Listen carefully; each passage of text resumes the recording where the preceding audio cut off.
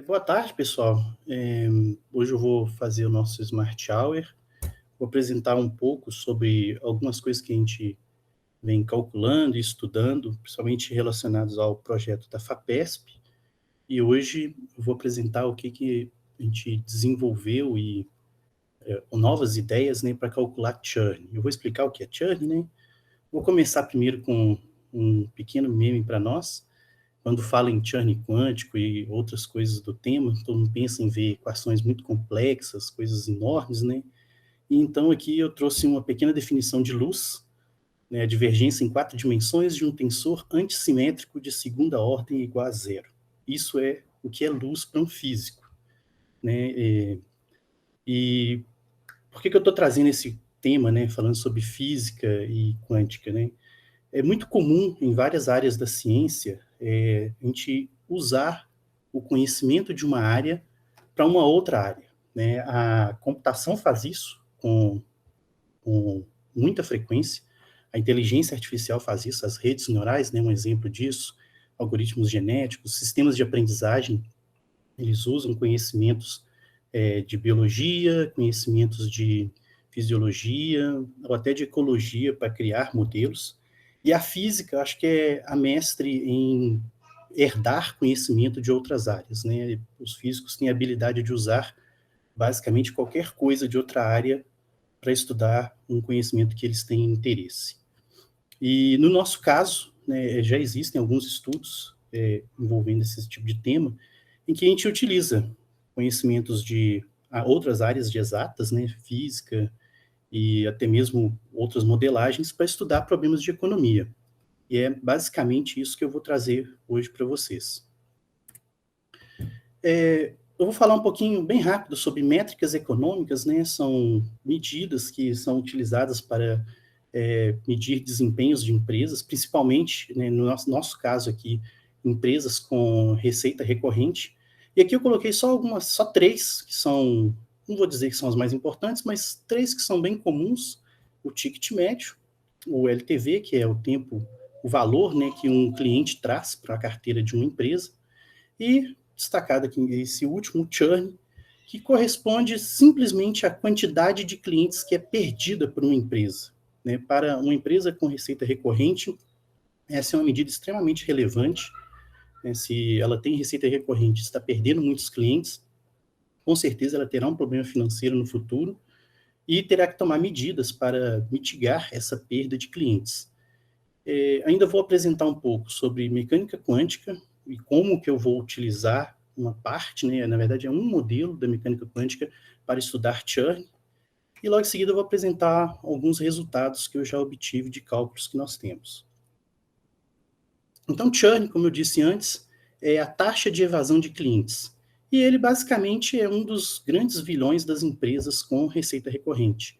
E ele pode ocorrer basicamente por três motivos. Algumas literaturas ainda colocam um quarto, mas eu julgo até desnecessário. Primeiro, é a ineficiência do serviço prestado. Então, se uma empresa presta um serviço que é ruim, o cliente acaba desistindo desse serviço. Em seguida, tem o surgimento de novas tecnologias, né? Se o meu concorrente fica melhor, então ocorre naturalmente uma migração de clientes para um serviço que tem mais qualidade. E, por fim, restrição financeira do cliente. Então, se o cliente está sem dinheiro, ele acaba desistindo do serviço, é o momento que você tem que começar a cortar despesas e ele vai cortando tudo que pode. E aí, para as empresas, isso acaba gerando também uma estatística de churn. Existe um quarto, né, que eles falam que é simplesmente a perda aleatória, né? O cliente simplesmente fala, eu não quero mais esse serviço, vou mudar para um outro, às vezes equivalente, às vezes de mesmo preço, mas simplesmente por afinidade maior com alguma ideia. E o que eu uso para calcular o churn, né? Para fazer esse cálculo, eu preciso desses 4 itens. Listagem de todos os clientes, né? Aqui eu estou falando do cliente do nosso cliente, no caso, né? No caso da 55, que normalmente é chamado de sacado. Então, nós temos a nossa grade de clientes e esses clientes têm os seus clientes. São esses clientes que a gente está avaliando. Precisamos do valor que esses clientes pagam pelos seus serviços, as datas que são executados esses pagamentos, e aqui, até destacado em negrito, a identificação do cliente. Eu destaquei esse item porque é um item difícil de se conseguir. As empresas não querem, não gostam de compartilhar, né, dados dos seus clientes com outras empresas, e acaba que sempre foi um gargalo nosso ter essa informação para executar esse tipo de cálculo. Aí agora, tirando um pouco, né, a definição de Chern é até simples, então colocando um pouquinho agora de mecânica quântica, a mecânica quântica ela usa leis fundamentais baseadas em cálculo ab initio. Cálculo ab initio é basicamente o cálculo em primeiros princípios.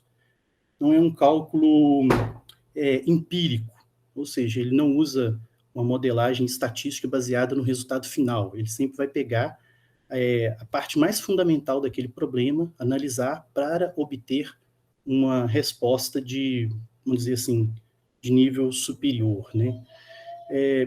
A mecânica quântica ela é usada para estudar sistemas pequenos, sempre sistemas pequenos, né? A gente está falando de partículas, moléculas, átomos, partículas subatômicas, é nesse campo que a mecânica quântica atua, e ela foi criada justamente porque nesse campo, né, dos objetos muito pequenos, a física que existia antes, no século XIX, ela não era suficiente para explicar esses fenômenos. Então, foi criado um novo formalismo que foi chamado de mecânica quântica. E ele, basicamente, ele é feito por funções de probabilidade. Eu vou apresentar na frente alguns exemplos e vai ficar mais claro para vocês. E alguns fenômenos quânticos, né, a quântica, ela retrata alguns fenômenos que, para nós, não é muito comum no nosso dia a dia.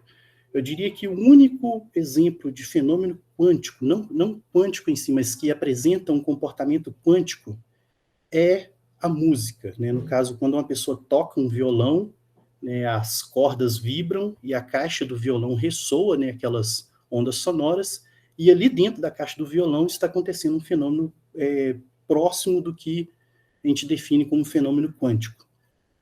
Fora isso, não existem outros fenômenos que são visíveis para nós, no nosso cotidiano, né, no mundo macroscópico, e todos os outros fenômenos ocorrem sempre num ambiente muito pequeno, bem reduzido. Um deles é o princípio da incerteza de Heisenberg. Esse princípio ele rege que não é possível nós medirmos a posição e o momento de uma partícula com precisão absoluta. Sempre vai existir um erro que é universal, né? A natureza nos impõe essa medida. Não tem como sermos mais precisos do que isso. Então, ao termos essa incerteza diante dos problemas que são resolvidos, nós nunca conseguimos chegar em uma posição definida para uma partícula, né? Quando a gente fala de um carro, você sabe onde o carro está indo, como ele está indo, qual a velocidade dele. Quando a gente fala em átomos e moléculas, você não tem essas medidas com essa mesma precisão. Você tem uma distribuição, ou seja, uma probabilidade de se encontrar aquela partícula em uma certa região. Um outro fenômeno bem interessante é chamado de entrelaçamento quântico. Esse aqui envolve conceitos assim, que extrapolam o senso comum, e nesse caso você tem duas partículas que estão se comunicando, e quando você as afasta uma da outra, era de se esperar que elas parassem de se comunicar. Entretanto, essa troca de informações entre as duas, ela continua, e hoje é um dos grandes segredos para se descobrir na mecânica quântica, porque aparentemente seria a única estrutura que existe no universo que teria uma velocidade maior que a luz, que é a troca de informação. Não é conhecido por como que isso acontece, só é conhecido que esse fenômeno realmente existe. E um outro fenômeno também muito presente na mecânica quântica chama-se tunelamento. Esse é o nosso foco para esse Smart Hour. Então eu vou explorar um pouco mais sobre essa propriedade chamada tunelamento, em que uma partícula ela aproxima-se de uma superfície, né, de um ponto de resistência, e em vez dela simplesmente colidir como se fosse uma bolinha, né, como se fosse uma bola de ping-pong que bate na raquete e volta, a partícula simplesmente atravessa esse potencial, e ela aparece do outro lado quando o nosso senso comum do nosso cotidiano diz que ela deveria simplesmente voltar. para explicar um pouco sobre tunelamento, né, ou na verdade, assim, para explicar até sobre química, sobre física quântica, é muito comum os físicos usarem o conceito de experimento teórico. Um dos mais famosos é o chamado gato de Schrödinger, em que Schrödinger, ao resolver a sua equação de onda, ele propõe um experimento hipotético, né? Ele nunca usou um gato para isso, e nesse experimento ele diz o seguinte, que ele iria colocar um gato dentro de uma caixa, nessa caixa ele colocou um material radioativo e um pote de veneno. Se o material radioativo soltasse uma partícula, esse alarme dispara o veneno e o gato morre. Só que o que ele faz? Ele Schrödinger fala, olha, eu vou fechar essa caixa e eu vou calcular a probabilidade do gato estar vivo ou do gato estar morto. Quando ele resolve esse problema para um ambiente com a caixa fechada, a equação dele mostra que o gato pode existir nos dois estados. O gato tanto está vivo quanto está morto, simultaneamente. Ele só consegue resolver a equação para encontrar um único estado, né, que é ou vivo ou morto, quando ele abre a caixa. E isso, para a mecânica quântica, trouxe um conceito muito importante, que é o do observador. Ou seja, ao observar um fenômeno, acreditava-se antes que o observador não fazia parte do experimento. E nas equações de Schrödinger, o observador faz parte dela. Então, o fato dele observar muda a natureza do experimento. Esse problema, né, demonstrou como ele resolvia a equação e ainda gerou uma série de memes pela internet, camisas, etc. Um dos que eu mais gosto é esse, né? Procura-se vivo e morto, que é o que a solução de Schrödinger mostra para a equação quando o gato está dentro da caixa. Então, usando essa ideia ainda de experimento teórico, eu vou fazer um pequeno exercício para que vocês acompanhem. Vamos imaginar que existe um bar, e nesse bar existe um cliente que está bebendo cerveja, alguma coisa alcoólica. Para deixar o experimento mais interessante, eu escolhi o Homer como objeto do nosso experimento. Ele está lá consumindo garrafas de Duff, várias e várias garrafas. O que acontece em seguida? O Homer, depois que já está bem alcoolizado, ele se vê diante de um problema. Ele tem um compromisso e ele precisa chegar bem rápido em casa. O que ele faz? Como ele é uma pessoa muito consciente, ele resolve sair correndo. E corre o máximo que pode na maior velocidade. Ele não usou o carro para ir para casa. Quando ele está chegando em casa, ele se depara com uma porta. E aí ele se dá conta. Ele estava bêbado e ele esqueceu as chaves da porta no bar. Ele está sem chave. E não tem ninguém lá dentro para abrir a porta para ele. O nosso senso comum diz, bem, ele tem que chegar na porta e ficar lá parado. Entretanto, vamos imaginar que o Homer, em algum momento, assistiu uma aula de quântica ou que ele talvez tenha assistido o nosso Smart Hour. Então, ele se dá conta de que ele, sendo uma partícula, assim como tudo no universo é uma partícula, ele fala, eu vou tentar fazer o fenômeno do tunelamento entre ele e a porta. O nosso senso comum diz que o resultado é este. Ele bate com a cara na porta e cai, na maior velocidade que ele consegue. Entretanto, a física quântica nos permite uma segunda solução para esse problema. E o Homer, de forma quase que mágica, ele colide com a porta e atravessa a porta. Esse fenômeno realmente existe, claro que não nas nossas dimensões macroscópicas, né? Esse fenômeno de atravessar uma superfície sólida sem sofrer nenhum dano teria uma probabilidade equivalente a 1 vezes 10 a menos 51, que é próximo de o inverso da quantidade de estrelas que tem no universo. Ou seja, a probabilidade existe, mas é extremamente improvável. Entretanto, quando a gente vai para o mundo pequeno, né, das partículas, o que a gente vê é que esse fenômeno ocorre em um percentual muito maior e pode ser medido, pode ser utilizado, né, o tunelamento quântico. Hoje nós temos TVs de tela plana, TVs OLED, que funcionam baseados nesse mecanismo de tunelamento quântico. O próprio celular, além de dispositivos eletrônicos, todos eles usam com frequência essa propriedade para executar suas tarefas. Então aqui nós temos um exemplo de 3 ondas. Aqui eu tenho uma caixa, né? Ou seja, eu tenho uma partícula que é representada por essa onda e ela está presa dentro da caixa. O senso comum e a física clássica diz que essa partícula não poderia nunca sair dessa caixa. Entretanto, existe aqui uma pequena probabilidade de se encontrar essa partícula fora da caixa. E é justamente isso, esse modelamento matemático, que nós vamos usar para o nosso caso.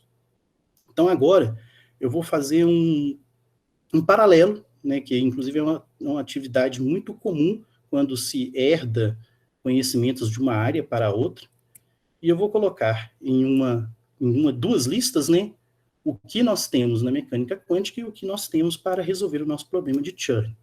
Então, do lado da mecânica quântica, nós temos partículas, elétrons, nêutrons, prótons, bárions, leptons e etc. Do nosso lado, do problema de Chern, nós temos o cliente, no caso, o cliente do nosso cliente, o sacado, né, que tem um pagamento recorrente nessa empresa. Outro item, nós temos a dimensão da caixa, né? Normalmente, nas partículas e moléculas, nós temos uma caixa em 3 dimensões. Se ela estiver evoluindo com o tempo, uma 4ª dimensão tem que ser acrescentada. Para o nosso caso, que a gente está analisando o pagamento, nós só temos uma dimensão, que é a dimensão tempo. Então, esse cliente, né, essa partícula cliente que existe no nosso sistema, ele vive dentro de um intervalo de tempo. Outra propriedade é a energia potencial, né? O que impede a partícula de sair da caixa? Então, dentro do problema quântico, nós temos energia eletromagnética, potencial elétrico, potencial magnético, interações forte e fraca, e para o nosso caso, a gente tem o custo do serviço. Na verdade, está relacionado mais ao inverso do custo. Então, se um serviço for mais barato, é mais fácil sair da caixa do que se ele for mais caro. E depois temos a função de onda, que é a função que vai descrever o movimento da partícula dentro da caixa. E para o nosso caso, a gente pode utilizar ou a distribuição de Boltzmann ou uma função exponencial. Nos meus testes, eu fiz usando a função exponencial, que deu um resultado melhor.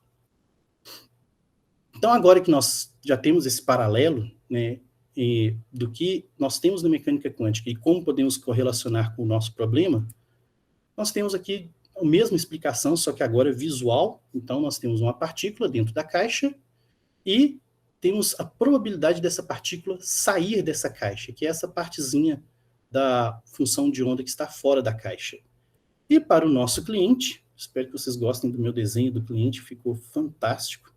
Nós temos também uma função de onda relacionada à estatística de pagamentos desse cliente, e aqui a probabilidade, né, a quantidade dessa função que sai dessa caixa, que corresponde ao que a gente está querendo estudar, que é o Chern.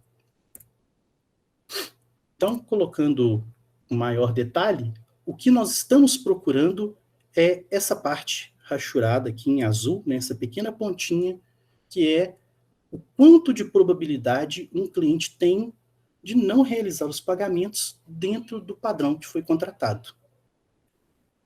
Ou seja, e isso, como estamos modelando usando o formalismo matemático da mecânica quântica, eu dei o nome de Chern quântico, que está usando o efeito túnel para calcular a probabilidade de evasão de um cliente. Então, agora, só uma passada rápida sobre o que eu estou calculando, né, e como esses cálculos são feitos. Então, nós temos aquele mesmo gráfico. Eu tenho uma função de onda que, por questões de formalismo, eu vou continuar chamando de psi. Essa função, como eu disse, eu usei uma função exponencial. Tá aqui a função, ela tem 2 parâmetros, C e D, que precisam ser ajustados. E o que nós estamos procurando, que é o Chern, né, essa taxa de evasão, vai ser a soma. Como eu tenho muitos clientes, né, eu vou somar todos os clientes e eu vou somar justamente essa área, aproximadamente triangular, né, mas que eu calculo utilizando uma integral acima do período que eu quero calcular. Então, se o cliente faz pagamentos mensais, vamos pensar que essa caixa terá aqui aproximadamente um mês, a função, né, o pico da função estará localizado nas datas que esse cliente faz tem maior frequência de pagamentos, e ao determinar essa função, eu simplesmente extrapolo ela para fora desse período. E ao chegar nessa extrapolação, eu somo todos os meus clientes da carteira e o que eu vou ter é a probabilidade de churn que esse portfólio de clientes apresenta. Então, agora eu vou mostrar um pouco sobre os resultados que nós estamos obtendo. Eu peguei uma empresa que ela tem 30% de receita recorrente, aproximadamente 600 transações por dia. Em alguns períodos, ela chegou a ter 8 mil transações em um dia. O ticket médio dela é de R$ 87,00. E aqui eu coloquei uma outra informação que eu vi assim recentemente, né? Eu chamei de paridade entre quantidade de vendas sem ter recorrência e contra vendas recorrentes. Aproximadamente a cada 8 vendas normais, esse cliente faz outras 7 que são recorrentes. Então, eu vou mostrar os resultados de churn e churn quântico utilizando essa empresa. Aqui nós temos um gráfico do churn, vamos dizer assim, histórico, né? São basicamente 2 anos de histórico que eles têm. É uma base bem interessante para nós, para estudarmos. No início, eles tinham uma evasão de clientes bem alta, né? Isso aqui é um período onde eles tinham poucos clientes, então esses poucos clientes acabam pesando muito na análise.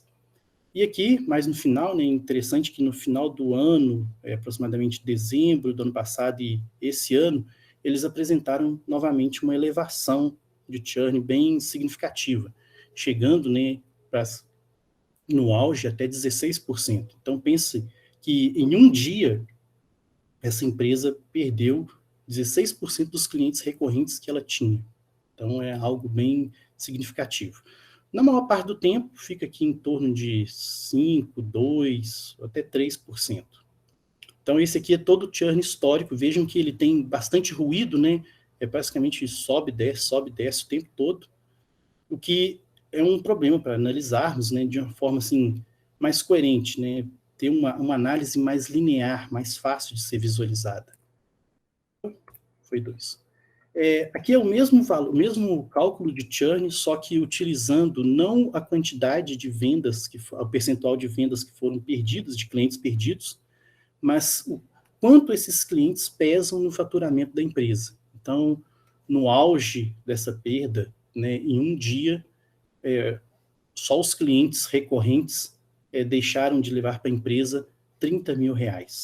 Então, também um valor bem significativo, depois voltou ao normal. Então, vejam que são 2 fenômenos diferentes, né? Primeiro, mesmo aqui no início do ano, eles ainda tinham uma elevação de churn, ou seja, haviam clientes saindo da base da empresa. Entretanto, financeiramente, essa grande perda só aconteceu no final de dezembro. E logo depois, né, a perda de churn em termos financeiros voltou a ser estável. Vejam que, novamente, né, é um gráfico com bastante ruído, e isso é uma das vantagens do modelo que foi proposto utilizando mecânica quântica. Aqui um terceiro gráfico, agora mostrando o quanto esse churn impacta no faturamento. Então, ele basicamente é bem estável, eu diria, aqui não ultrapassando muito a faixa de 1% do faturamento total. Normalmente, ele fica aqui entre 0,2% e 0,3%. Agora, mostrando, né, eu calculei sempre o churn usando os dados históricos. Agora, eu vou apresentar como aquele cálculo que foi explicado traz uma nova curva para esses gráficos. Então, agora nós temos em laranja o resultado do cálculo do churn quântico. Então, veja que é um gráfico, apesar de ainda oscilar bastante, ele é bem mais suave do que o gráfico original, e ainda tem uma vantagem, né? Como a solução dele envolve uma integral temporal, eu posso extrapolar ele para uma série de períodos maiores do que 1, o que normalmente não acontece com métodos empíricos. Então, se eu tivesse feito uma previsão empírica utilizando o churn, se eu fiz um cálculo usando dias, eu poderia prever 1 ou no máximo 2 dias à frente. Como eu estou utilizando um método ab initio, que integral, eu posso extrapolá-lo para um período maior, então eu ganho um tempo maior de previsão. Nesse caso aqui, esse gráfico ele foi feito com previsão de até 7 dias. Então, eu não fiz para mais tempo por questões de tempo computacional. Então, eu estipulei primeiro 7 para ver a funcionalidade disso, do churn quântico. E, bem, é nítido, né? O primeiro gráfico é muito mais suave, é mais fácil de ser analisado e permite que eu possa extrapolar ele temporalmente. Então, eu posso ver como o churn vai evoluir com o passar dos dias. Aqui, para mostrar também um dado até importante de consistência desse cálculo, né? O cálculo tradicional do churn, só usando a base histórica, ele mostrava que a média de churn era de 1,2, já que a gente tem vários dias que tinham quantidades bem pequenas, e um desvio de 2,36. Esse é um grande problema em física, química e em economia, que é você ter uma medida e ter um desvio dessa medida que é maior que a própria medida. Isso traz uma dificuldade de previsibilidade muito grande para esse tipo de problema. Veja que o coeficiente de variação, que é o desvio dividido pela média, dá quase 200%. Ou seja, o meu erro, né, a minha faixa de decisão ali, se é maior ou menor, ela supera em 2 vezes a grandeza da medida. Mas quando eu faço o mesmo processo utilizando o churn quântico, agora eu tenho uma média de 3,22 para o churn e um desvio de 0,7. Então, ou seja, pegando até aquele modelo de eleições, né, então esse churn está entre 3,7 menos 0,7 ou mais 0,7, o que é uma previsibilidade muito mais assertiva do que no primeiro caso. E aqui o coeficiente de variação é de 20%, muito menor do que os 200% que a gente tem utilizando os dados sem o ajuste criado pelo churn quântico. Então, pegando agora, replicando, né, os mesmos gráficos que tínhamos antes, só que agora acrescentando a linha em laranja do churn quântico, nós temos aqui o valor financeiro de churn. Então, vejam que esse valor financeiro ele foi ajustado, né, ele foi previsto com antecedência. Então, ele viu esses aumentos e essa queda, principalmente essa queda bem robusta que teve em dezembro. Ele acompanha bem a curva, né, de modo geral, com oscilações bem mais suaves. E, por fim, o terceiro gráfico, que mostra o desempenho, a quantidade de churn, o impacto desse churn dentro do faturamento. O gráfico é próximo, óbvio, né? Mas, de novo, né, eu não tenho mais aquela quantidade de ruídos e tenho agora a possibilidade de uma previsibilidade maior da minha série temporal. Outro fato importante, né, é muito mais fácil de ser visualizado e eu posso criar ambientes de monitoramento, né, utilizando esse tipo de cálculo, esse tipo de previsão. Basicamente, né, esses são os resultados, e para o futuro, né, desse cálculo, a gente tem a fase 2 desse projeto da FAPESP, que vai ser submetida mais à frente, né, esse foi o projeto, esses foram os resultados obtidos da primeira fase desse projeto da FAPESP. Eu coloquei na ordem invertida, mas tudo bem.